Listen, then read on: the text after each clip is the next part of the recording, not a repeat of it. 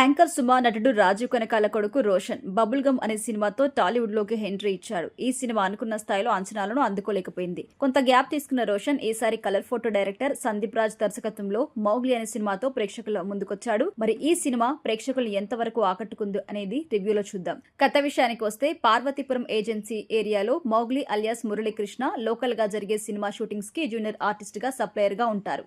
SI అవ్వాలనే ప్రయత్నాలు చేస్తూ మరోపక్క ఈ పనులు తన స్నేహితుడు ప్రభాస్ బంటితో కలిసి పనిచేస్తూ ఉంటారు. ఇదే టైంలో ఒక సినిమా షూటింగ్ చేస్తూ ఉండగా ఆ సినిమాలో సైడ్ డాన్సర్ గా చేయడానికి వచ్చిన జాస్మిన్ తో మొదటి చూపులోనే ప్రేమలో పడతాడు. అయితే ఆమె మీద కన్నేసిన ఆ సినిమా నిర్మాత ఎలా అయినా ఆమెను అనుభవించాలని ప్రయత్నాలు చేస్తూ ఉంటాడు. ఒకరోజు దాదాపుగా ఆమెను ట్రాప్ చేసిన టైంలో మౌగ్లీకి కొన్ని షాకింగ్ విషయాలు తెలుస్తాయి. ఆ షాకింగ్ విషయాలేంటి, అసలు ఈ కథలో క్రిప్టోఫర్ నోలన్ పాత్ర ఏంటి, హీరో హీరోయిన్లు కలిసారా, వారి ప్రేమ చివరికి గెలిచిందా లేదా అనేదే మిగిలిన స్టోరీ. విశ్లేషణ విషయానికి వస్తే నిజానికి కలర్ ఫోటో లాంటి సినిమా చేసి నేషనల్ అవార్డు కొట్టేలా చేసిన సందీప్ రాజ్ నుంచి ఒక సినిమా వస్తుంది అంటే అంచనాలుంటాయి. కానీ అంచనాలను ఈ సినిమా అందుకోలేకపోయింది. నిజానికి కొత్త కథ ఆశించి ఈ సినిమా థియేటర్లకు వెళ్తే బోల్తా పడ్డట్టే. ఎందుకంటే మనం ఎప్పటి నుంచో చూస్తున్న సినిమాల కథని కొంచెం అటు ఇటుగా మార్చి ఈ సినిమా చేశారు. ఒక సామాన్యుడైన హీరో ఎలాంటి బ్యాక్గ్రౌండ్ లేని హీరోయిన్ తో ప్రేమలో పడ్డం, అదే హీరోయిన్ మీద వ్యవస్థలో మరో బలవంతుడైన వ్యక్తి మోజు పడ్డం లాంటి లైన్ తో ఎన్నో సినిమాలు వచ్చాయి. ఆ బలహీనుడు ఆ బలవంతుని ఎలా గెలిచి బయటపడ్డాడు అనేదే మిగిలిన స్టోరీ. ఇందులో కొత్తగా ఏం లేదు. కథ పాతగా ఉన్న కథనం ఏదైనా కొత్తగా ఉంటుందా అంటే అది కూడా లేదు. ఫస్ట్ హాఫ్ అంతా ఏదో సాగదీస్తున్న ఫీలింగ్ ఉంటుంది. సెకండ్ హాఫ్ మొదలయ్యాక కథ పరుగులు పెడుతుంది, కానీ అక్కడక్కడ తిరుగుతున్న ఫీలింగ్ అయితే కలుగుతుంది. ఒక రకంగా చెప్పాలంటే సినిమా క్లైమాక్స్ ఒకటే కొత్తగా ఉంది. కర్మ సిద్ధాంతం అనుసరించి సినిమా క్లైమాక్స్ రాసుకోవడం